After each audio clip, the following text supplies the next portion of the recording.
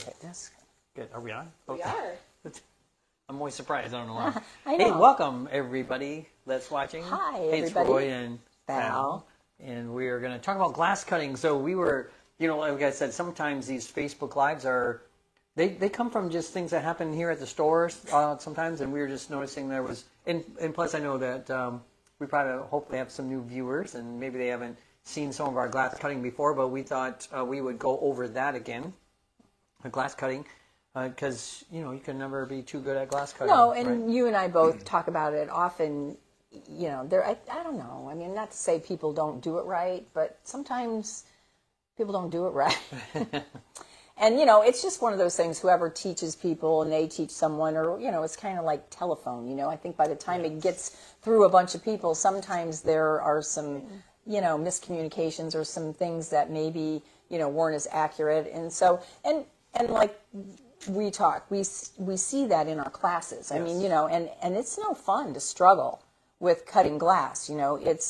It's very satisfying when you're confident and you can cut and things turn out. It's also much better on your pocketbook when you don't have to keep rebuying pieces of glass. That's for sure.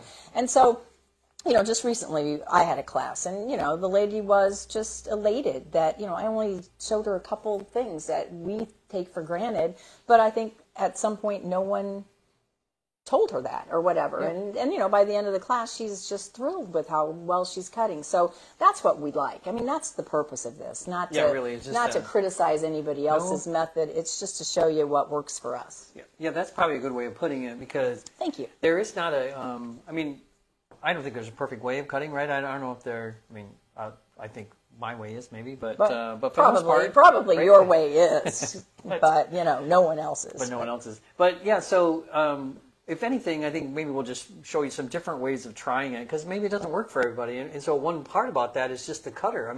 So we brought in a variety of different cutters to show you that. I see what. Oh, I have one too. I just saw you didn't have it here. So I was carrying it around. So we have a specific one we both like. Yeah, we both like a lot. So we have these cutters here, and I can tell you that the difference between them is just how you hold on to the cutter. Want me to demo it? Yeah. Okay. Yeah, Val's going to demo. Pick the first one, and I'll show you. So let's just start with this table. Pencil style. The pencil style, which we have. So do you call it pencil style or pen style? I call it a pencil style. Okay, good. Is that what you call it? I think I do too, but I've heard people call it a pen style, which makes a sense. It's both the same thing. Well, they're look like pencils, or they're sticks, So it looks like a pen. Yeah, and so the way you hold it is really like you would if you were writing with a pen, right? Well, I'm going to jump in real quick if you don't mind, only because. Well, you didn't let me finish, because go ahead. you have to talk about it. You can't lay it back too far. Is that what you're going to say? No. Okay, never mind.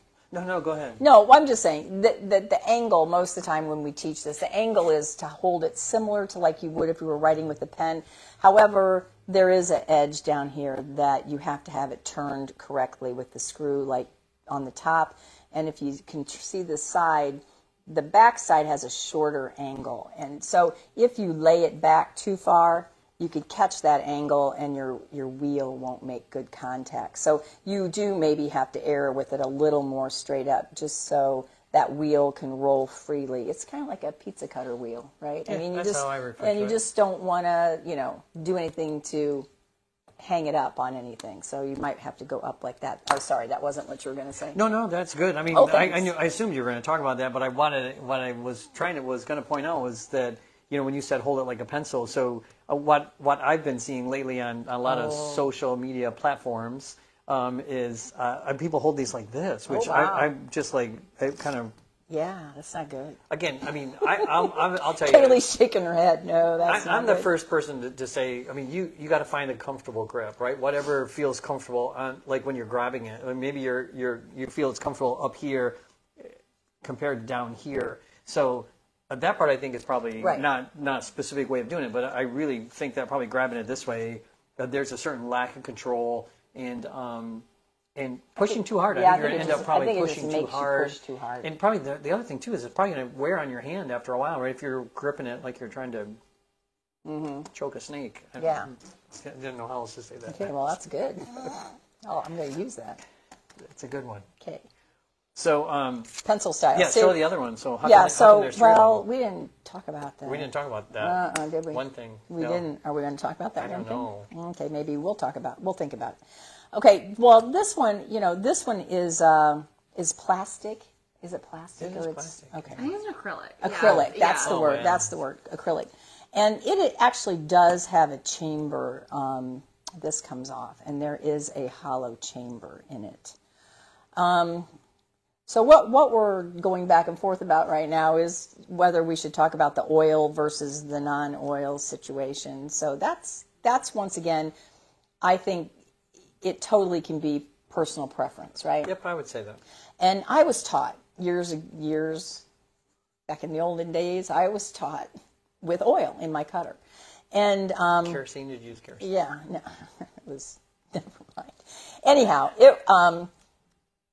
so I think a lot of people believe that's a necessity. I think we don't anymore. I think that we kind of feel like that might be a throwback from, back in the day when tools rusted and it was more of a preserving of the metal. And I don't, at this point, think that in my career, think that oil really makes my score better. And I think if you feel that way, then you should use it if you want. But we just tend to not around here because a lot of things we do, it just adds so much extra work to clean it. You can't just rinse oil off of things. You have to use some kind of detergent or something to break the oil. Dawn, works well, but if I'm doing a piece that's got stained glass and I'm going to do copper foil, that's an adhesive back tape. If I have oil residue on my pieces, it ain't going to stick. Nope. So then that means instead of just being able to grind, wipe off, and foil, I've got to grind, clean. You know what I mean? It's just it's extra work. And the same we feel for fusing. fusing, Yeah. because we don't want that extra residue on the glass. That can promote some nasty product or I think problems. you probably don't want to put oil in your kiln, right? Anything that's got oil on it is Probably not a good idea to heat it up. Yeah, I know you were. I never used oil. I've never used oil in the cutter. In fact, when I first learned, I didn't know anything about oil, so I just have never used it. So when people started telling me, "Oh, you should use oil in your cutter," I was like, "Why?" I didn't understand the reason why. So, and I'm like you. I don't think it really. I know it doesn't improve my cutting any. So, and around here at Delphi, we don't use oil in the cutters when we're cutting down glass, and we're cutting down a lot of sheets every single day. So. But these cutters, and so our favorite cutter, which is this one, which is this stainless steel? Is this? It's not stainless. What I is don't it? think. But it's heavy, so we like it. It's I got see. some heft to it. It's metal, whatever it is. I don't know what it is. But it also has the same situation where the screw comes off. There's a chamber for oil, and we just run them dry. So I guess that's the main point we want to make. If you don't want to use it, but you happen to have an oil cutter, we just run them dry. And then that one other thing too is that I honestly have never met an oil cutter that has oil in it that hasn't leaked. And it's such a mess. So it's up to you. I mean, we go through this in our classes as well. And, if someone's using oil, then have at it. We sell it. We're not saying don't do it, but we've kind of converted a lot of people, I think, because they're just like us. They're really not interested in a whole lot of extra work, Yeah, to me, that's the biggest thing. It's just this one extra step. Again, everything is pretty time-consuming as it is, right? Anything you can do to speed up processes, make the foiling go faster or get something in the kiln sooner, then I think that's a good thing. Yeah, and then this one is what we call a dry wheel cutter. This one does not have any access to put oil in it. That's my favorite. Is it? Mm-hmm. Yeah, actually, I think this is the one. That's why I always started. I started with yeah, one I think like this that. was one I started on pretty much. So those are pencil styles. Yep, nice, good Now, ones. now you can move to the next Okay, that so I'll what demo about the- and take over the conversation. Pistol grip one. Pistol grip. Yeah, they gotta change the name of it. Yeah. So this one you have to be a little careful because it's the same situation with the pizza wheel. But you're going to have to go more up like this to make sure that. Do you want me to do this way? There you go. Okay. So if you lay back too much, you're not going to be making a good contact with that wheel, and that can affect the quality Yep. of your Oh, score, yeah. which in turn can cause some issues with the braking. So you just want to make sure that your cutters are always up so the wheel can turn. Did you want to talk any more That's about cool. that? Yeah, other than, a lot of times we recommend this type of a cutter for people that maybe have some hand or wrist issues, arthritis, carpal tunnel, or maybe just not as strong of a grip, right, or have a hard time applying pressure. I think this type of cutter is easier to apply pressure, but I also think that's one of the not so good things about it is I think most people that use these types of cutters press too hard because it's easy, right? It's easier to press harder, so people do. Which is not necessarily always a good thing. Not always a good thing. The other thing is, for me, I guess it's just for me. I feel like I don't have as much control over it, but especially when I'm doing curves. But again, I learned on one of these pencil style ones, so I tend to lean towards those. A lot of people like these though, and they oh gosh, yeah, I'd say they're probably it's almost 50-50, I would think. Wouldn't you agree? I think on between what people like, pistol grips or pencil styles. But we have these other two types of cutters. These are really kind of interesting. Sometimes they refer to them as a saddle cutter or saddle type cutter. So that just kind of fits in your hand. And again, another type of cutter that you don't have to necessarily grip, with your hand. So it's supposed to be a little easier on your hands if you have a hard time, gripping things. You have a little arthritis or something. This thing is supposed to take off some of the pressure. Yeah. So then the pressure is coming more from like hand and arm area, right? Not really fingers and knuckles kind of stuff. So it is. Can I show you real quick too? So the other really nice thing about this one is it's adjustable for different size hands. This is an oil cutter because the barrel here is hollow, but if we take off this little knurled nut on the end, then you can flip this around. So you can take that, flip it around, so you can change. There's even a little spacer. You can move the spacer, then put that in. So you can kind of customize it to fit, whatever feels comfortable in your hand, which I think is kind of a nice little feature about that. And as Val was pointing out, right, so usually you do it like this, and again, the pressure just comes from just kind of pushing down. That's right. You don't hardly have to use your hands at all. I don't like it like that. That's way too high. No. Okay. And then that saddle one is about the same kind of concept, other than you can't adjust it. But. Right. It's just same idea. Yeah. I was never fond of these, to be honest with you. This feels somebody that was stubby. This feels kind of stubby to me, but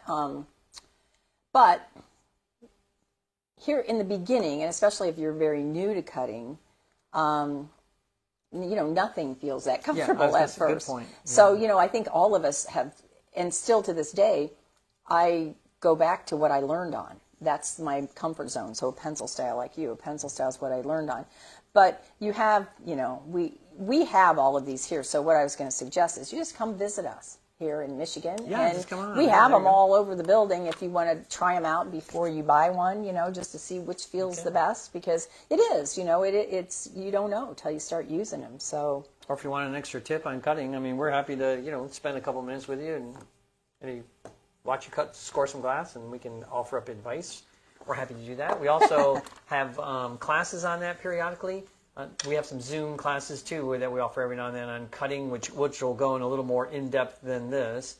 And I think we probably have done some other cutting things, have we, Kaylee? We've done cutting in the past. So I think the last cutting video was maybe 2 years ago, which is crazy. Yeah. So, but wow. We have other videos. So they're in the video section of our Facebook page, or we do have a YouTube channel. You can see our videos there. And as always, if you guys have questions, just message us below, or you can always get us on email us at Facebook at, I'm reading something in case you can't tell, at delphiglass.com. But you can message us on Facebook or Instagram, right? Kaylee does a great job of getting us all the questions. So, yeah. Okay. Well, are we moving to the glass? Let's just show glass. So, we're not going to spend a ton of time talking about the glass, but we just wanted to show you some different basics about them real quick. I have some examples right here on the table to show you just so you have an idea, like especially when you're talking to other glass people, we usually refer to any transparent glass as a cathedral. So if you hear that term, that's what they mean. Usually not always a single color, but a lot of times, a lot of visible light kind of can go through these. And then opaque would be anything you can't see through. So this piece of glass here is an opaque piece of glass, so you can't really see. Well, that was pretty dense, isn't it? And then in between those two styles is a wide range of glass that a lot of times we use the term wispy to describe it. So you can see here it's a cathedral base, but it's got some white kind of streaking into it. Sometimes people use the word translucent to describe these. You'll just see some streaky is another good term that they'll use about these because you see the streaks of whatever it is that's in there. So, and then we grabbed a couple others that have some texture on them because I know when Val and I were talking about that her and I are both a big fan of. We think there's always one side of the glass that is better to cut than the other side, and so. There's certain characteristics we're looking for. Did you want me to just go ahead and jump into that? Yeah, Is that fine? you can jump right into it, and I will interject when I feel great. the need.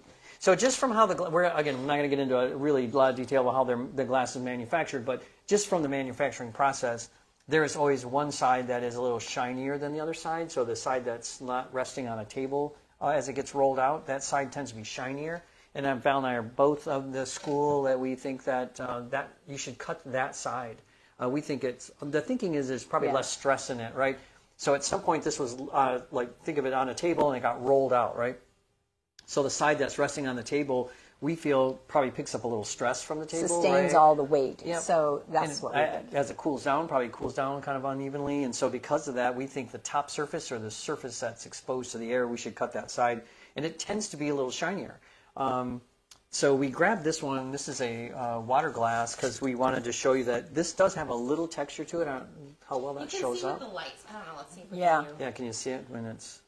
I mean, It's very nothing super slight. dramatic, right? No, but what we hear 90% of the time is people will say to us, well, I thought I always should cut it on the smoothest side.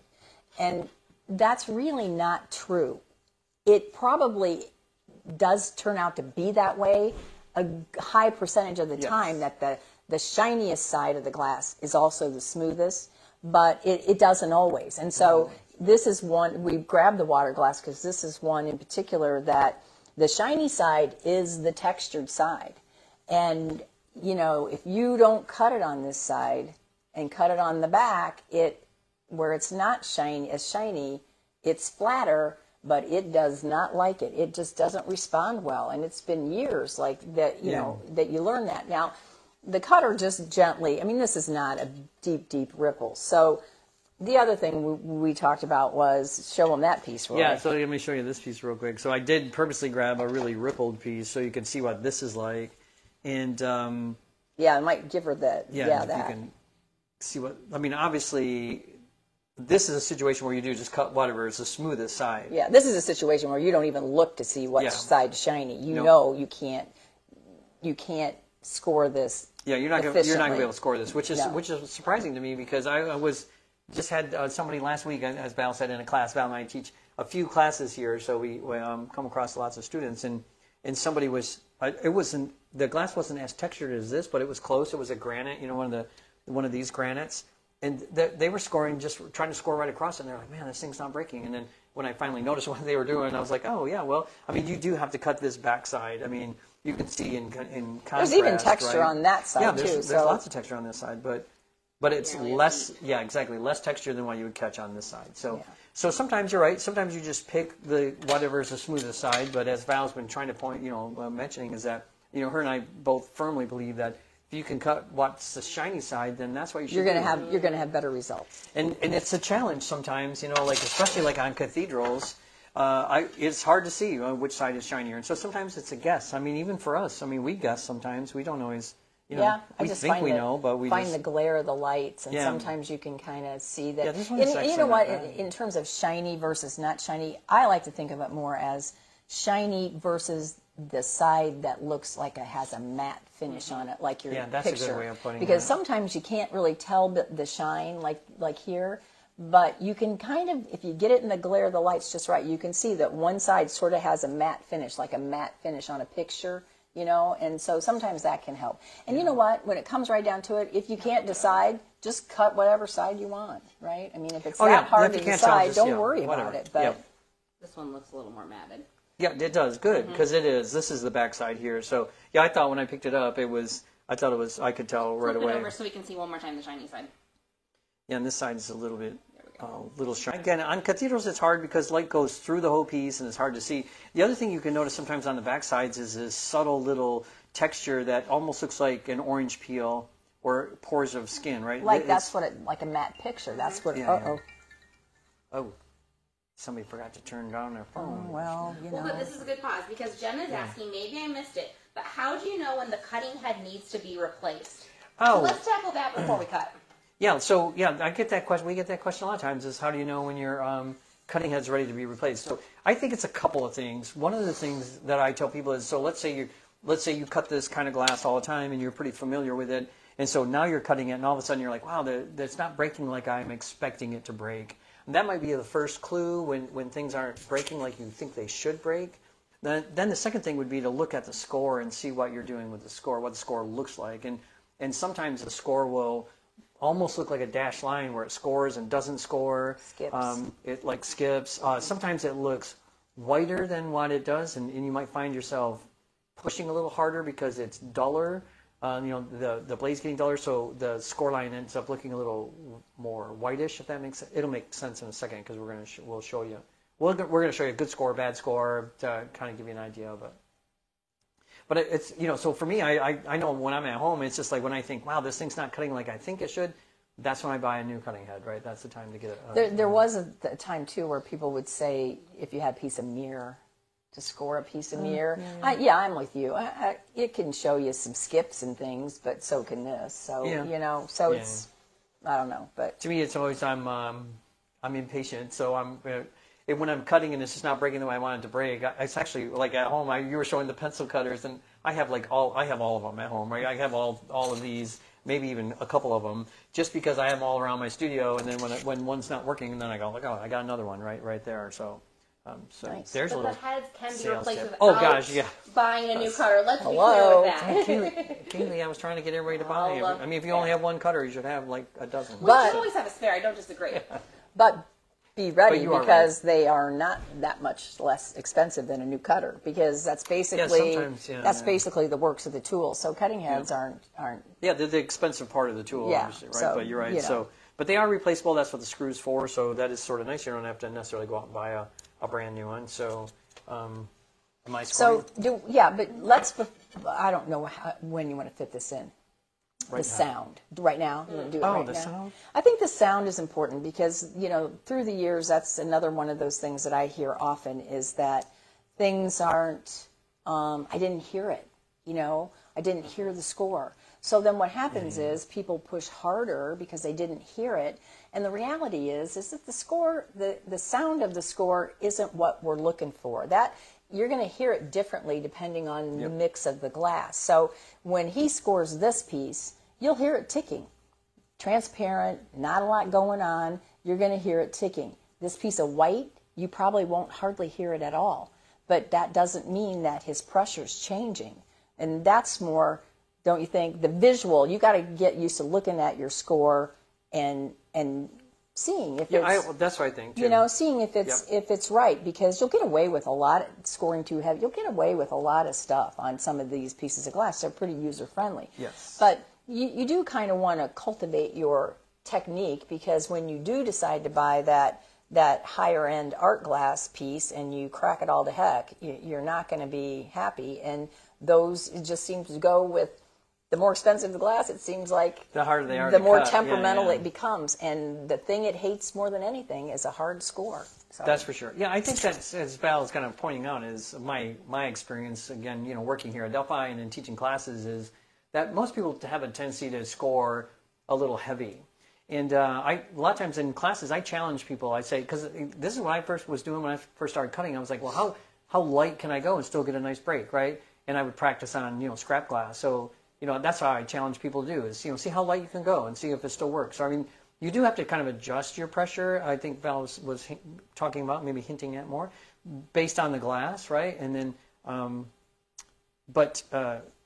again, back to the sound thing. So I think you'll get used to it, right? I mean, like she was saying, if you're cutting these cathedrals, you should always expect to hear a little bit of a sound, right? I mean, that's probably pretty common.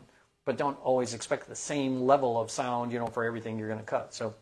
Do you want me to score a couple and then a good score, bad score kind of thing? Yeah, go ahead. Okay. Do it.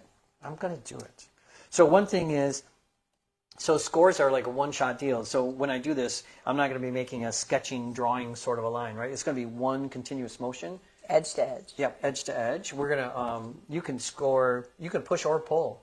Either one really works, but we teach people to push because more than likely if you're trying to cut out a pattern, you know, you're going to draw on the glass and then cut that out, it's a lot easier to see pushing than it does pulling, right? Pulling your arm and your hand kind of block your vision. So, and you can get close to the edge. You don't have to spend 5 minutes trying to find the very, very edge of the glass. So get kind of close. I don't know where I want to. Some of us put our thumb back there in case if you keep like this? Well, so you if you keep falling off the edge. Good. Yeah, if you keep rolling back on it, right? Just stick your thumb back. So then, same thing on the back end, right? I can just ease kind of up at that last about 1/16 of an inch. So otherwise, the cutter has a tendency to want to slide off the glass and chip, right? The metal part of the cutting head will do that. So the key here is trying to do an even, consistent score. I think that's probably more important than anything, right? Is trying to keep it as consistent as you can. So I think I started out a little heavy, actually. Look at that. So I must be feeling super strong today for some reason. I'm not sure why, but then let me show you one that I would put in the slightly heavy-handed category. You can hear it. I mean, yikes. But you see the chipping. You can almost see the sparkles on my, that's just not, that's way, way too hard. Yeah, it should look like a fine hair laying on the glass. Yeah, If you can see no this one over chipping. here, right? This is too heavy. And I think, like I said earlier, I mean, this is how picky I am. I think this part I think that's too heavy, about from there to there. I started easing up after I realized I was going a little hard on it. But yeah, see if you can see it. I know sometimes they're hard to see. I know with the lighting in here. Yeah, it is. I mean, I have a really light touch, right? But From here on it down, is. you can see it's pretty light. So. But it is a lot lighter than what people think it should be. I Yeah. mean, that's truly what it should be. Yeah. So. And then I'm going to break it with some running pliers. If you're not familiar, you want me to? Okay. Well, since we just did that and the sound was so. Oh, you want to just go ahead and do the? Will you score the white just to make just to? Fresh in our mind. Yeah. Let's. While we heard that. Yeah. Here, you do that. I'll do one more of these. I'll do a tweener in between yours and. Alrighty. Okay. Then now, I'll score this. So listen to mine. Okay. So not anywhere near as hard as he did it, but.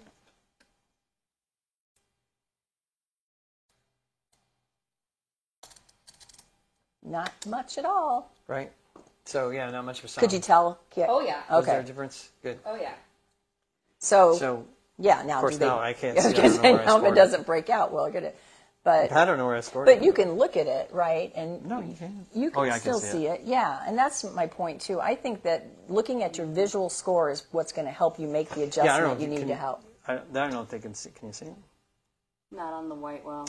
Yeah, it's like I said. Well, it I doesn't know matter as long as I it breaks happen out. to have a really, really light score. So Well, if you're drawing on a pattern, you might actually have a line there too. yeah, well, that's what I was going to do. So Oh, you can't see it? I can't see my score.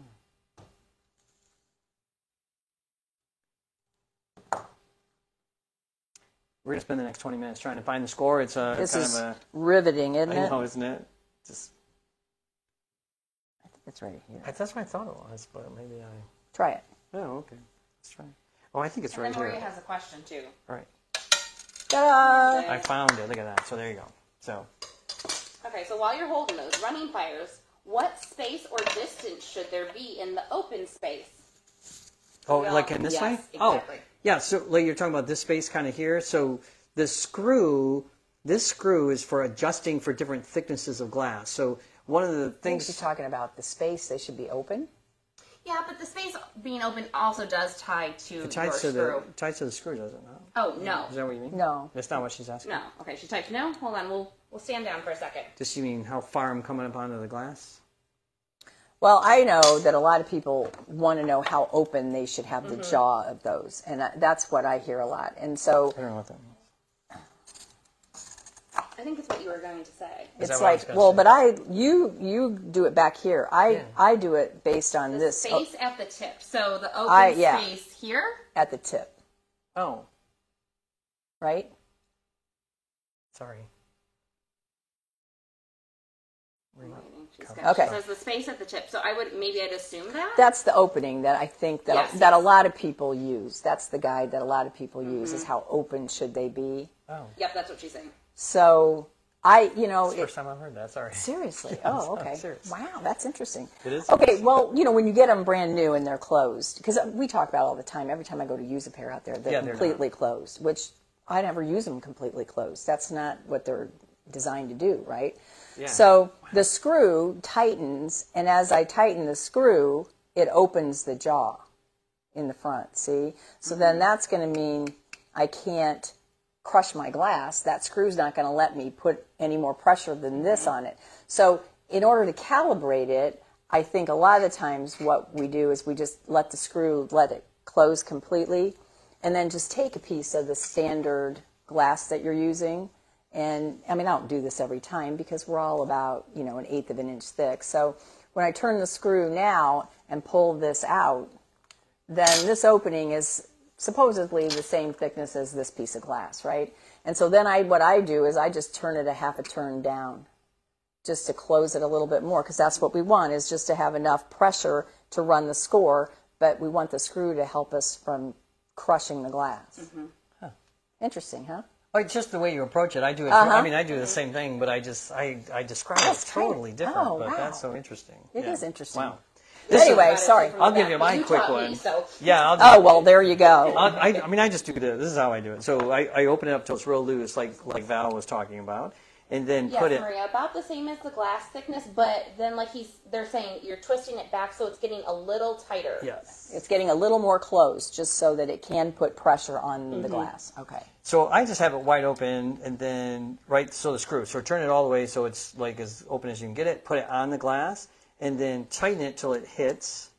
And then as soon as you feel it touch, then turn it back a quarter of a turn. I know we're doing the same thing. Oh my but gosh, I know, we isn't that so are. different? I know, but we're doing that's it in so reverse. interesting. Oh, that's But we do it funny. in reverse. And then, Oh, okay, got it. Big thanks. so then this way, right, you're only going to be able, like Val was pointing out, you're only going to be able to squeeze so much and the screw's going to catch. And it's a way of preventing too much pressure, right? Yeah. The other thing I want to point out too is, do you see how far I'm coming onto the glass with the pliers?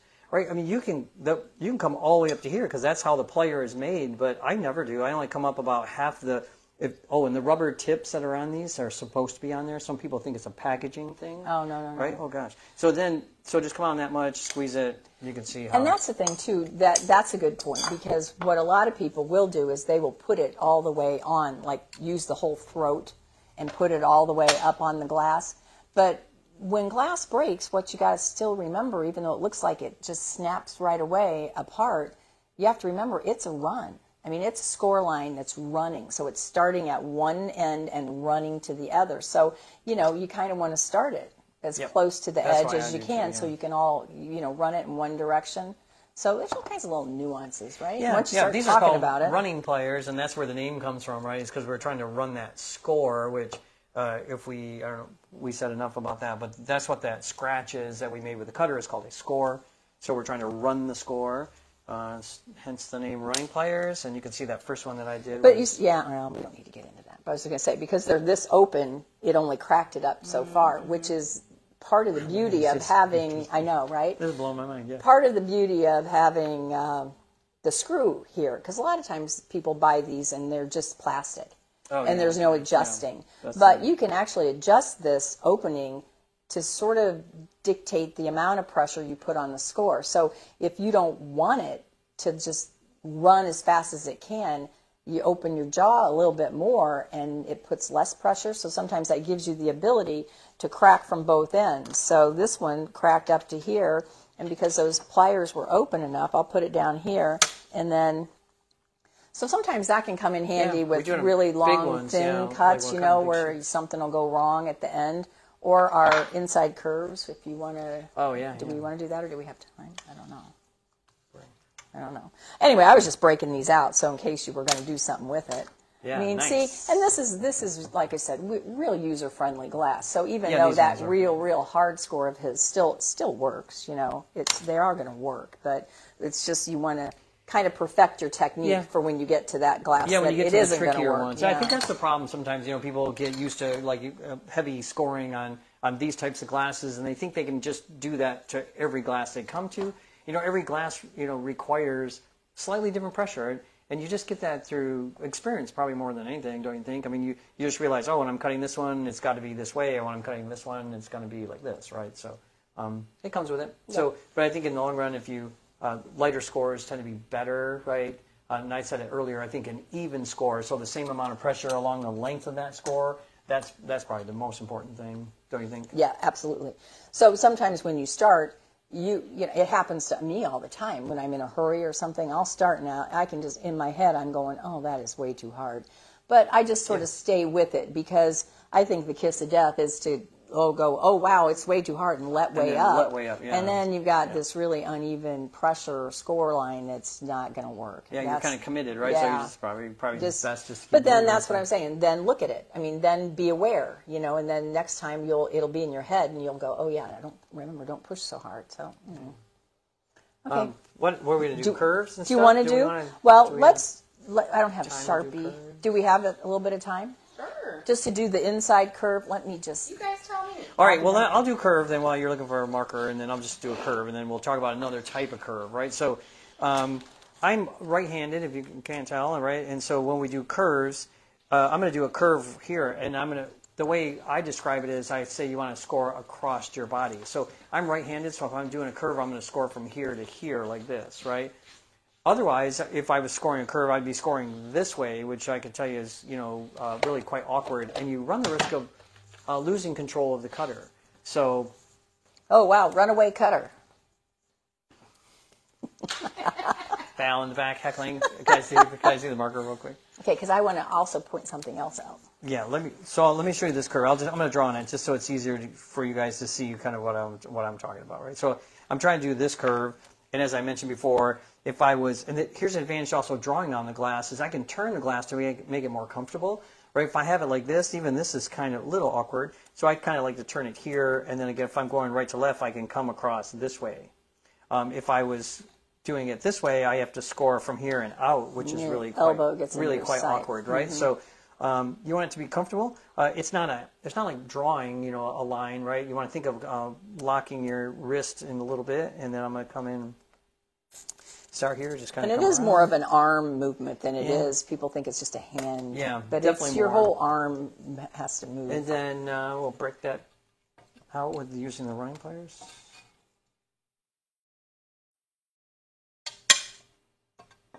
So I'll point this out just real quick because this happens often on curves, especially on the opposite end of where you put the running pliers. You can see this really sharp little jagged flare, we call that, in the glass. Pretty sharp, so yeah, real sharp. Yeah, try not to. It'll get you if you're not. Try not to get cut on that thing, right? So you're going to show some other. Well, kind of I don't curve. care. We were going to do an inside curve, right? Yeah. So, first of all, these are the more tricky. Yeah, this cuts. One's going to be real tricky. And so this is where you can use this, or you could use the Breaker Grosers. But if I were going to use these, then I would actually divide this inside area. So I don't know, it's hard for me to know if people grasp, but you see that if this is the piece, this half circle is the piece that I want, then it isn't that hard of a cut, because I could just start here, score up to here, let it run off, break off, come back, score the other part. But it's when this isn't the piece I want, it's this piece out here that I want. So let's say right here, right? Then that becomes a different scenario. So that means then I have to get this half circle out of there without losing my tips, which is always the tricky part. This pattern that we use in the beginning stained glass class, actually, it doesn't look that tricky, but every place where that petal touches the middle circle is an inside curve. Here, like these are inside curves on this piece here, right? Right, and then on the petals themselves, those are inside curves. Oh yeah, that's inside which curves. Which are look even more like they shouldn't be a big deal, but people lose those tips all the time. So for me, if this is the other thing I wanted to point out that I do that helps me. So if let's say this is where I want to cut this out of. First of all, you cut down the length of what you got going on, right? Yep. So there's no point in me leaving this part on there. So whatever I'm going to do, if I'm going to cut, I'm going to draw a circle here, and cut out that circle, I would cut this glass down to a square that was just a little bit bigger than the circle. I don't know, I used to think of it as I whittle it down, the glass down to be not much more than the actual piece I'm going after. That just shortens every score line, so that helps make it. Yeah, shorter score lines tend to be more predictable, right? I mean, if they're shorter, there's less room for something to go wrong with the score line. The other reason about that too is, as Val was talking about, if you're cutting this off, then that way you're saving all this glass in case something really goes wrong. You're not wrecking, not breaking into that bigger piece. Right. So in this situation where I'm using the running pliers, I'm going to, like Roy said, I can kind of turn it, and I will often sort of, mirror what I'm doing just to make sure that I don't get hung up. So, I'll go like that, turn it a little bit more like that. I don't know. However I feel like I can do it. I just don't want to straddle that seam. So what I'm going to do is get out of your way. I'm going to start and and the other thing that we haven't really spoken about too much, but something that I learned a long time ago, do you see how slow I go? Mm-hmm.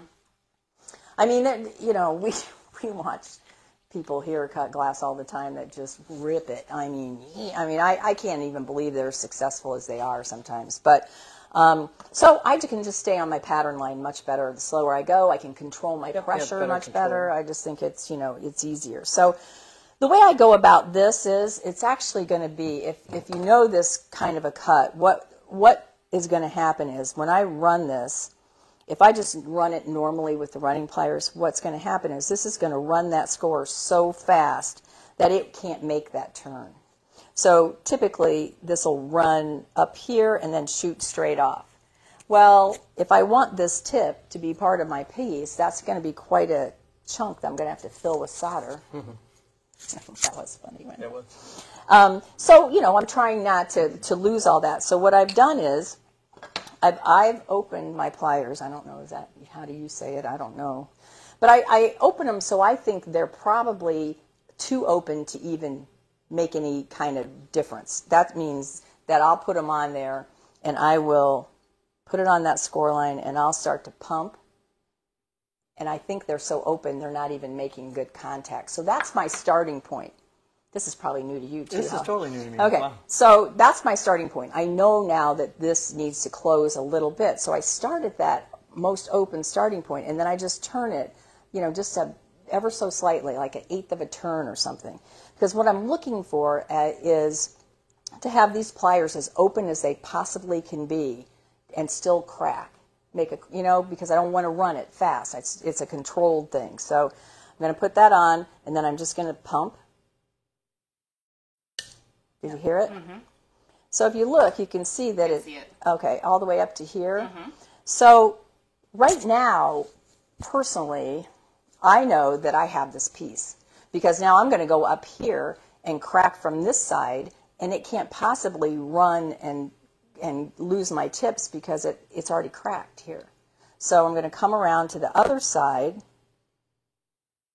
Okay. Oh, I was going to point something out real quick.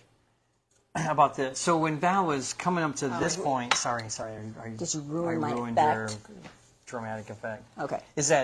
So when Val was down here on this corner, you have to come up onto the glass further than you normally do because you want to make sure both sides of the plier are on the glass. On the glass, so I see people all the time, they're trying to break this out and they're down here, right?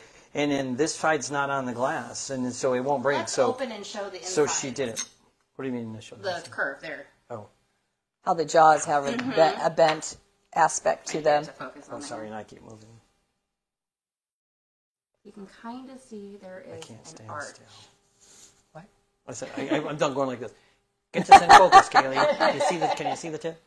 But yeah, that was amazing. I didn't mean to step on your toes. But that's all right. But anyway, so you can see that if this is the piece I really needed for my whatever I was doing, I didn't lose these tips, which are predominantly what's going to happen if you just run it normal. And sometimes you get lucky, but sometimes it's better to be a little more cautious and try to do it more controlled like that. So anyway, what else? So we've got a couple questions coming in. Oh, good. Some questions. So Maria says, "Oh my, I was taught to take a shape like that and cut it in pieces, a curve at a time. Never saw it done all at once." Wow. I will do that too sometimes. We call that what do I call that? Contour cutting. I think that's what that they what you- told me. I think George told me. Oh, I don't know. Shout out to George if he's watching. Anyway, you split the difference, right? So basically with each thing that you've done, you've reduced the angle. Yeah, right? that's what I thought you were. Yeah, I know you thought that. Okay, so if I wanted to do it, I would use these pliers to do it this way. I would just take out, one and then break that out and then come back in. And you can see with each thing, I've reduced the inside of the inside curve. Does that make sense? Did I say it right? Okay. Well, I think so. Well, Well, you already I know know what what I'm you're talking talking about, so it but makes yeah, sense so to that me. definitely is all right. Sometimes it gets a little rougher, because Needle but grinding. but yeah, but I mean, like I said, with these, the other way with these works really, really well as long as you adjust that pressure, So Okay, so Jen is asking, what's the result of pushing the cutter versus pulling the cutter? So let's recap that real quick. Oh, I don't think there's any. Like, I'll show you real quick. So, if I just have this piece here, if I pull this instead of pushing it, I mean, I could get the same score. My point only was that it's just easier for me to see where I'm going if I so look like this. This if I is push. look here. If this is your score that you got to do, so show them this. See how if you start up here and come down, watch how his hand is covering up the line he's trying to follow. Like, I have to bend down in order to see it, right? So that's really the only reason. When we cut big sheets down, I always draw towards me. I think I do too. Yeah, sometimes because against a it's straight more edge, people consistent. use will pull towards I think them. it's sometimes because I'm just making sure I can reach. before So I think I got in the habit of just doing it that way. So like we said, the cutter works. It's like a pizza wheel. It'll work whichever way you're rolling it, but it tends to be. Yeah, like I said, we just think, and I think probably pulling feels more natural to people, but again, if you're following lines, if you're you'll just trying find to pushing follow a is gonna be- pattern, you're going to it's gonna find be a whole lot that easier than you'll really like that better because you'll be Yeah. able to see where you're going. that's for sure. Well, thanks for the questions. Yeah, that's fun. That's we nice. appreciate it. Is that You can just. what else you got? I got nothing. Well, we didn't. I mean, do we need to show these real quick? You didn't show these. Okay, you show those. Okay, let me show you these. We had this other pair of pliers that are floating around, and let me show them to you real quick. So if you look at the two jaws are slightly different. So one's curved, slight curve to it. The top one is flat, has like a little notch kind of taken out of it. So what this is used for is, let's say, I've got this piece of glass and I need to take a small amount off the back end here, right, like a quarter of an inch or so. And I can tell you that running pliers only work if, I mentioned it earlier, right, if both sides are on the glass. Otherwise, because they have to apply equal pressure. It can't do it this way. So we use this tool. Now we're going to use this with a flat side up on top. And we're just going to come in and get close to the score line, but don't cover it. And if you can see it here, I'm just going to pull it off like this, right? And then so it's a great way of just pulling off little pieces if you need to take off little corners or that type of thing. It actually has two names. It's also called a grozing plier. And the grozing part is, I showed you this one earlier that had that little flare on the end of it. So if you see the pliers, they have these little serrated teeth in there. And I'm just going to use that like a file and just kind of roll it on there and just knock off that little sharp part of the glass so I just don't get poked with it later. That's kind of the grozing part. Sometimes people use it even more dramatically than that. If you're trying to round off this sharp corner or something, instead of running to the grinder right away, you could use the grozer to do that. So that's a nice little handy tool. What else? Running pliers, cutters. We talked about all the cutters. That's the basics. Yeah. Yeah, Well, I think it is. If you think of questions later, like I said, reach out to us, right? We're happy to answer, or if you have ideas about other Facebook Lives you'd like us to do. Val and I we just want to get information out. That's what we're all about, is trying to help people out. So Really, yeah. yeah. It's more fun to be successful, when you're doing something. yeah, that's really what it is, right? We I think a lot of appreciate that. Yeah. We've always appreciated Just things trying to that make have it been taught easier. to us, so. So you can Just always passing it along. Again, just reach out to us. You can always catch us on Instagram or Facebook. You can message us there or email us. Facebook. He does that so smooth, doesn't he? DelphiGlass.com. Yeah, you can't see his little eyes going like over a there. professional. So, there's a note over there in case you guys remember. Well, thanks for joining us today. Yeah, thanks. We'll see you in a few weeks.